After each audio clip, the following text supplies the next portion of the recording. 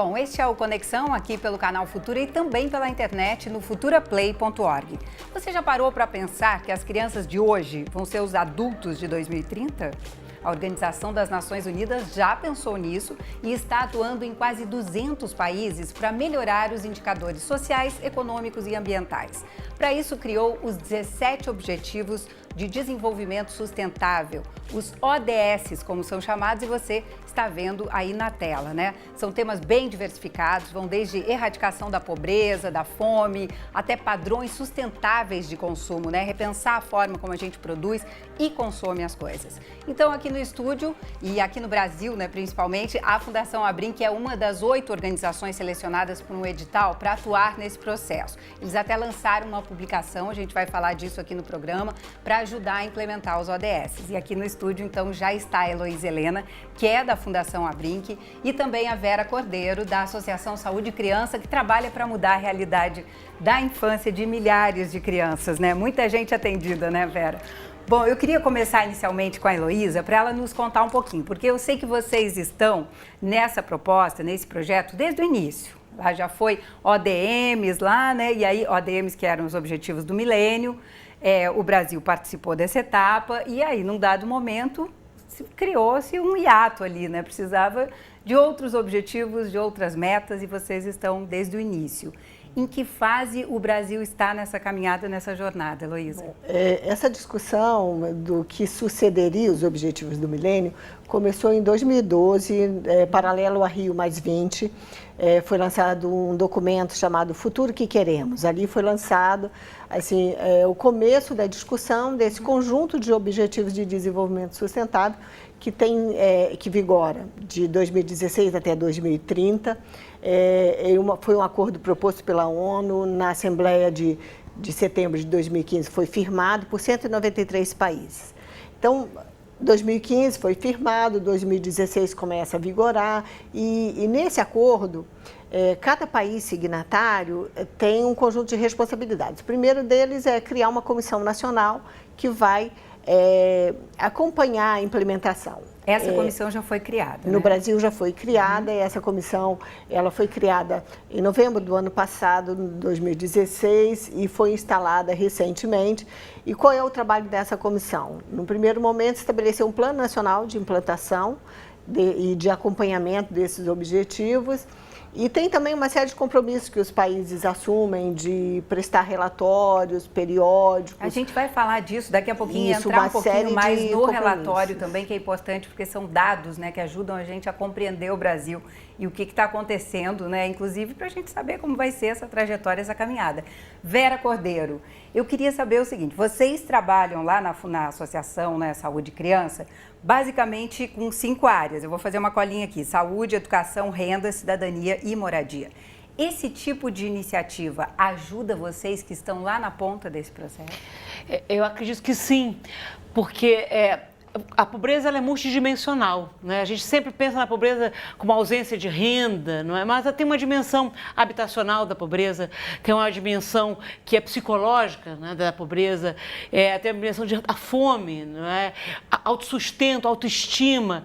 Enfim, essas 5 áreas são fundamentais. Quando a gente fundou o Saúde e Criança, vocês querem... Isso é um programa de governo, saúde, educação, moradia, renda, cidadania. Isso é governo, mas esse é o governo da sociedade civil.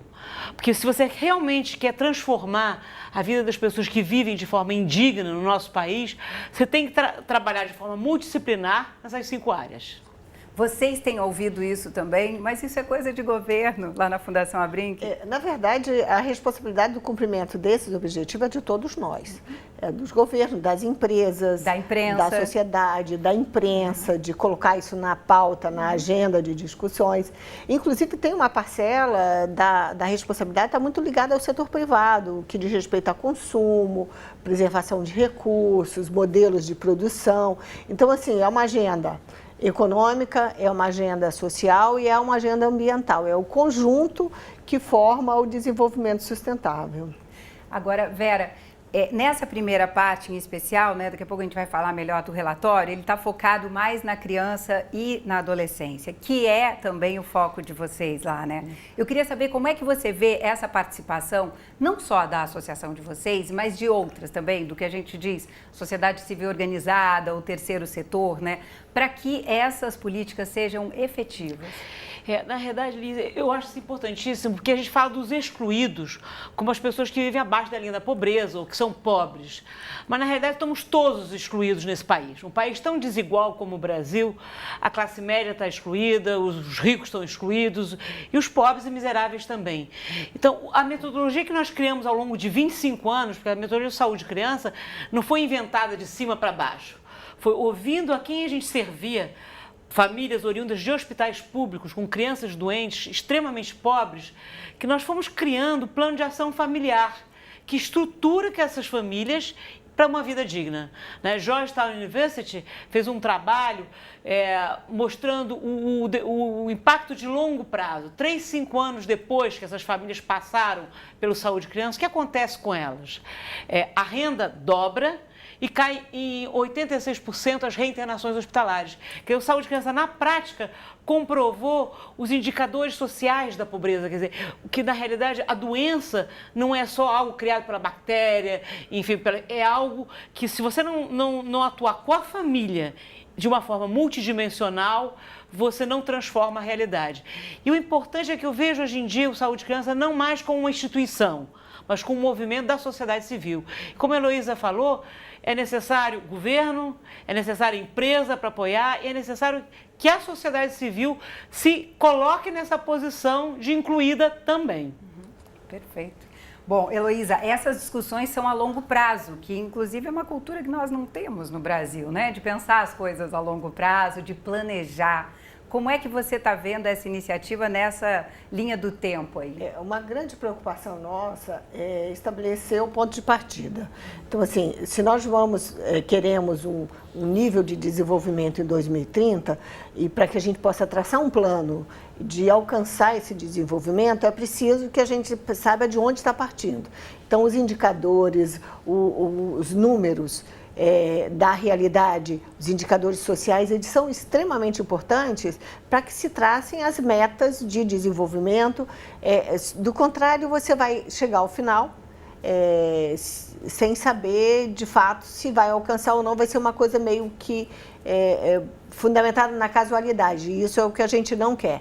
Então, a linha de base, o ponto de partida é fundamental e, a partir desse ponto de partida, as metas de desenvolvimento que a gente quer alcançar. A gente vai colocar, vou pedir para a edição colocar de novo no ar, né, para a gente lembrar, porque são 17 objetivos, né, quer dizer, são vários, e nesse momento o foco é o 1, o 2, o 3 e o 5. É no isso? Nosso relatório. 1, 2, o 3 e o 5, exatamente. Então, mas isso aí, quer dizer, parece pouco, né, num universo de 17, sendo 4, mas já abarca muitos problemas sociais e talvez a origem do problema, como a Vera estava pontuando aqui antes, né? Quer dizer, vocês atacaram lá a raiz do problema, né? Porque você percebe, assim, a raiz do problema não é só a família pobre e que vive uma situação extremamente precária, desumana, né? Indigna. E se a vida dessa família é indigna, a minha vida também é. E eu acho que o Brasil está vivendo esse momento em que as pessoas, de estranhamento, quer dizer, existe um movimento político, partidário, que deve continuar, mas a sociedade civil, como ela se insere? Como é que um grupo de pessoas que já tem a experiência como a Brinc tem, como Saúde Criança tem, e outro Observatório de Favelas e outras organizações têm, como é que esses grupos interagem para incluir todos? Eu acho que esse é o grande questionamento. Né? Cada um, assim como a gente trabalha no plano de ação familiar, aquela família muito pobre, e ela começa a transformar a sua vida através de se profissionalizar, de autoestima, de vínculos familiares fortes, a sociedade civil, a pessoa aposentada ou a pessoa que está nativa, mas tem uma tarde para doar como voluntária por semana, como é que essa pessoa se insere? Eu tive a honra de conviver com o Betinho, né? E ele dizia assim, não acredita em mim, acredita em você. Você tem como transformar, quer dizer, como é que a gente cria esse movimento no Brasil todo. Saúde de criança já está presente em 6 estados, virou política pública em BH. Como é que a gente, a Brinc a mesma coisa e outras organizações também, como é que a gente cria? O grande desafio é como é que a gente se reúne, se envolve para que essa sociedade civil pulse e transforme o Brasil. E que entenda também o papel disso tudo, né? Quer dizer, as pessoas reclamam, tem mais gente pedindo na rua, eu me sinto assim, ou me sinto assado com isso. Então faça a sua parte, né? Chegue ali antes, atue, doe também, né, para essas campanhas. Os sites de vocês também, né, estão lá pedindo essas doações para que os projetos se mantenham, né? A gente vai então falar, porque aqui na América Latina, a CEPAL, que é a Comissão Econômica para a América Latina e o Caribe também, né, é quem vai capitanear todos esses dados, essas informações, para depois enviar para a ONU. Então a gente vai falar agora com o Carlos Mussi, que é o diretor do escritório da CEPAL em Brasília. Tudo bem, Carlos? Tudo bem, Lízia. Você estava acompanhando o debate aqui, Carlos? Eu estava acompanhando, sim, e parabéns aí tanto a Heloísa quanto a Vera em como apresentaram os desafios dos Objetivos de Desenvolvimento Sustentável, que também está dentro de o que nós chamamos de uma Agenda 2030. São 17 objetivos bem amplos, como foram colocados, e é o norte para todas as ações e estratégia das Nações Unidas, seja das comissões regionais, como a CEPAL, que é para a América Latina e Caribe, existem outras comissões para a África, Ásia, Oriente Médio, e as agências do sistema, né, como o PNUD, a OMS e todas as demais agências da ONU. Creio que é um grande desafio que todos nós podemos contribuir, como a Heloísa bem colocou na sua última participação. Carlos, quantos são os países na América Latina signatários desse acordo? E como é que vai ser, também já emendo a pergunta, esse trabalho de vocês de coordenação? Tá. Bem, primeiro, acho que até complementando um pouco o que a Heloísa colocou do histórico dos ODS, eles têm uma grande diferença em relação aos antigos Objetivos de Desenvolvimento do Milênio. Eles são para todos os países do planeta. É um esforço para, como então o secretário-geral da ONU, Ban Ki-moon, colocava, para salvar o planeta, né? E é um tratado que abrange não somente países em desenvolvimento, mas os próprios países ricos, porque eles também estão responsáveis por boa parte dos danos e das alterações que nós observamos em nosso planeta, né? Então, primeiro, os ODS são para todos os países das Nações Unidas, creio que ninguém se recusou a assinar, e a região está muito envolvida nisso. A Heloísa pode se lembrar que, como ela colocou, que foi na Rio+20, mas a ideia dos ODS começou de uma ideia da Colômbia, que logo depois foi acampado pelo México. O Brasil colocou dentro do documento da Rio+20, e foi todo um esforço, ao contrário dos ODMs, que foram mais ou menos assim negociados de cima para baixo, foi todo um esforço de negociação entre 2012 e 2015 para montar esses ODS e por isso um pouco essa sua amplitude. E o bacana é que parece que a ligação é essa, né? É um chamado para todos, né? Que tem muito a ver com o que a gente estava falando aqui, né? Só temos um planeta, né? Usando um pouco o chavão. Mas o que é... Bem, por serem tão abrangentes, o que na verdade estamos falando? A CEPAL, num documento recente, colocou na sua primeira frase que o estilo de desenvolvimento da América Latina e do Caribe é insustentável nas 3 dimensões que a Heloísa bem colocou, econômica, social e ambiental. Nós temos que alterar esse estilo de desenvolvimento. E o que a CEPAL vai fazer? Ela vai não coordenar, ela vai acompanhar e um pouco reportar como os países estão implementando sua Agenda 2030 e seus ODS. Cada país tem sua comissão, o seu mecanismo institucional. O Brasil tem esse mecanismo paritário, que é o único na região. As comissões são muito mais fechadas. Tem esse desafio que a Heloísa e também a Vera colocaram, de como introduzir a sociedade, o setor privado nessa discussão, afinal, são habitantes do mesmo planeta. E a CEPAL se comprometeu a, cada ano, fazer um fórum sobre a discussão dos ODS e Agenda 2030. Perfeito. Que é uma forma também, digamos assim, eu vou usar, mas é no bom sentido, puxar a orelha dos países, né? Quer dizer, quem não estiver entregando ou não fazendo o dever de casa, tem um outro lado também, quer dizer, não é o puxar a orelha, é todos quererem mostrarem que fizeram o dever de casa. Sabe? Todo mundo quer ser um bom aluno na sala de aula. Né? E acabar não sendo assim, né, para o país inteiro. Muitas vezes, e a Heloísa deve saber da sua experiência com a ODM, e a Vera talvez, os governos se apresentam como mostrando os esforços que têm visto. Geralmente cabe muito à sociedade civil a crítica ou até mesmo as recomendações para o que exatamente falta para fazer. Entendi. Né? Claro. Então, esse fórum, a CEPAL colocou, ele é bem amplo, inclui sociedade civil, setor privado, né? E nesse informe, por exemplo, o primeiro foi um pouco analisar como está a região, que também não está num grande momento. O segundo, o que já é importante, é como os ODS e a Agenda 2030 estão sendo introduzidas nos mecanismos de orçamento e planejamento dos países. Perfeito. E o terceiro, que é o mais desafiador, é montar os indicadores para essas metas.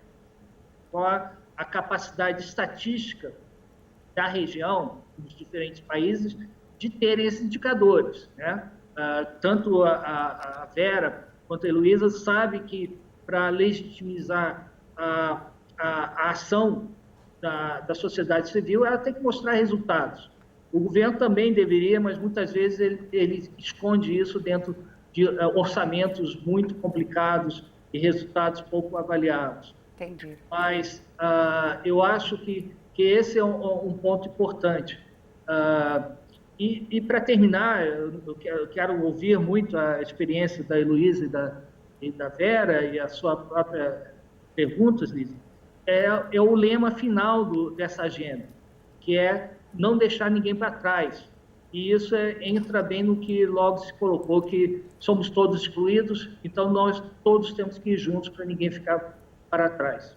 Muito bom, é isso mesmo, né? Puxar todo mundo para dentro do sistema, já que é o sistema que manda em tudo, né? Bom, Carlos Mussi, muito obrigada por sua participação aqui. A gente segue esse debate. Inclusive, eu vou pedir, Heloísa, que você explique um pouquinho o que é de diferente nesse modelo paritário que ele destacou que só o Brasil adotou. Na criação da comissão nacional, a maioria dos países optou por fazer uma comissão que seja governamental. E o Brasil, diferente dos outros países da região, ele tem uma comissão paritária, tem 8 membros de governo e 8 membros de sociedade civil, inclusive a Fundação Abrinq é um desses 8 membros. E isso faz uma grande diferença, porque é importante que a sociedade civil tenha uma participação mais ativa e tem diferentes tipos de entidades representadas, desde entidades de indústria, entidades ligadas ao meio ambiente, entidades ligadas à criança e adolescente, porque os objetivos são 17 e os públicos prioritários, o documento que propôs o acordo, ele fala que criança e adolescente é um público prioritário da agenda, mas ela está de forma transversal. Então, em 10 objetivos dos 17, tem indicadores, tem metas relacionadas com a infância. Então, assim, para nós é muito importante estar na comissão para lembrar o governo na implementação das políticas, como o Carlos Mussi colocou. É importante que essas propostas, essas metas estejam transcritas nos planos de governo, no orçamento de governo, senão não vai acontecer. Né? Então, é muito importante para nós estar lá e cobrando essa eficiência. E evitar que esses números sejam maquiados, né, também, porque isso é uma preocupação permanente, né? Agora, Vera, esse trabalho que você estava falando, né, de envolver toda a família, porque os dados da pesquisa, do relatório, né, que vocês fizeram, a partir de INEP, IBGE, SUS, né, quer dizer, é um grande mapeamento do melhor e do pior do Brasil, digamos assim, né, para a gente entender quais são os estados que estão ali no topo e olhar melhor para essas políticas públicas, né? Agora, por exemplo, No Acre, 27% de mães adolescentes. Violência sexual em Roraima, 85% das meninas sofreram já abuso sexual. Esse tipo de coisa que acaba chegando até vocês lá, porque assim, o grande objetivo de trazer a Vera aqui, né, é mostrar assim, a gente está falando de dados, de números, de estatísticas, mas isso tudo deságua lá em quem faz o atendimento, deságua nos hospitais públicos, nas UPAs, né, em todo esse sistema de saúde e educação que a gente tem e que é deficiente, né, a gente sabe. Eu acho que a grande diferença que o Saúde Criança fez é mostrar que saúde é muito mais do que tratamento médico só. O tratamento médico é fundamental, exames, o ato médico, mas ele não se completa. Porque a criança, quando chega com pneumonia, a pneumonia é a ponta do iceberg. Por trás tem um pai desempregado, tem violência doméstica, tem abuso sexual. Então, tem como falta é que a gente de faz? Tratamento sanitário. Falta, né? de informação, porque a miséria isola, né? E existe um problema de racismo, porque a mulher negra é mais sacrificada. Então, eu me lembro de uma pessoa que veio visitar o Saúde Criança, disse, a gente imaginava que miséria e pobreza são temas tão abrangentes, tem tantas dimensões da miséria e da pobreza, que é praticamente impossível lidar com a dimensão habitacional da pobreza, a dimensão de violência doméstica, a dimensão de geração de renda, né, a falta de emprego. E quando eu conheci o Saúde Criança, eu vi que isso é possível, porque é na relação com a família, no olho, né, nas metas que você traça com a família, quando você diagnostica o universo daquela família oriunda do hospital público. Quem é essa família? Quantos filhos essa mãe tem? Como é que se mantém? E através de um trabalho com a psicóloga, com o psiquiatra, com a voluntária, com o advogado, melhorando a moradia, que 2 anos depois você tem uma nova mulher na sua frente, uma nova família. Me lembro o caso da Cristiana, nada como um caso real, né? A Cristiana tem uma criança com anemia falciforme e tinha embolia cerebral, se internava toda hora no hospital. Depois ela foi encaminhada para a gente. A Cristiana começou a gerar renda através do artesanato. A criança começou a poder comprar o remédio, a Saúde Criança começou a dar o remédio enquanto a mãe não gerava renda, depois a mãe comprava. A gente melhorou a moradia. E a comunidade da Cristiana, ela começou a fazer um trabalho com os seus vizinhos para mudar as regras de saneamento básico, etc. Então, ela mudou uma comunidade. Quando você aposta na família, você transforma a sociedade inteira. E é uma linha de mão dupla, quer dizer, uma rua de mão dupla. Porque quando os voluntários, a gente tem funcionários e voluntários de Saúde Criança, no Brasil todo, quando o voluntário, ele atende aquela família, o voluntário de classe média alta, ele tem a vida dele transformada, porque seus valores mudam. Então, a gente briga aqui de que economiza em Prozac, né? Economiza em Prozac, não precisa ser antidepressivo, porque você vai para lá, você muda valores e você muda a sociedade. Que é o que o Carlos falou, né? Não deixar ninguém para trás, né? O que essa pessoa que você falou, que chama Cristina? Cristiane. A Cristiane, ela fez isso, né? Na comunidade dela. Poxa, eu fui ajudada, né? Então, eu estou aqui, sou exemplo disso e vou chamando, né? Por favor. Esse princípio que o Carlos comentou, de ninguém ser deixado para trás, foi um tema que esteve presente durante toda a negociação, porque, por exemplo, aconteceu nos Objetivos do Milênio, que o Carlos muito bem colocou, era focado em países pobres e em desenvolvimento. Os países, muitas vezes o Brasil mesmo alcançou 7 dos 8 objetivos, só uma meta ele não conseguiu, do objetivo 5, que trata de saúde da gestante, que foi a redução da mortalidade materna. Os demais ele alcançou a nível nacional. Mas você não pode olhar só para uma taxa nacional. Então, um país, por exemplo, do tamanho do Brasil, que tem muitas diferenças entre as regiões, entre grupos sociais, se você alcança uma média razoável, você pode estar deixando alguém para trás, e esse é o princípio, é que todos os grupos sociais sejam incluídos nas políticas. A gente queria uma coisa um pouco mais forte. O que a gente tentou ver se era aprovado no acordo, era que nenhuma meta fosse considerada cumprida, a menos que ela tivesse sido alcançada por todos os grupos sociais e econômicos. Mas isso, dessa forma, não foi expresso, mas foi expresso, pelo menos, e o que nos agradou é essa questão de que ninguém seja deixado para trás. Pelo menos passa a ser de uma forma consciente, né? Meninas, nosso tempo infelizmente acabou, passou muito rápido, né? Muito. 25 minutos. Eu queria deixar o site das duas aqui, né? Da Fundação Abrinq, eu não sei se é o primeiro que a gente tem aí, tem como a gente colocar na tela, que eu acho importante porque é o trabalho, né? Ó, esse é o do Saúde Criança, saudecriança.org.br, né? Para quem quiser conhecer o trabalho deles ou até fazer doações também, né, Vera? Sempre bem-vindos. E ou ser um voluntário, como a Vera também destacou aqui várias vezes. E a Abrinq, a Fundação Abrinq, que também trabalha, né, com direitos da criança há muitos anos já. E é um trabalho excelente, com vários artigos e blogs, né? Não só esse relatório que a gente falou aqui no programa de hoje, o relatório está todo aí, né? Para quem quiser acompanhar. É o primeiro de 4. Primeiro de 4 relatórios. Muito bem. E cada um vai tratar, né, de um conjunto de objetivos. A gente ainda vai falar disso aqui no Conexão. Obrigada mais uma vez, meninas. Vocês aí de casa, se quiser rever esse programa e enviar para alguém, a gente vai colocar aí na tela, futuraplay.org. Até a próxima.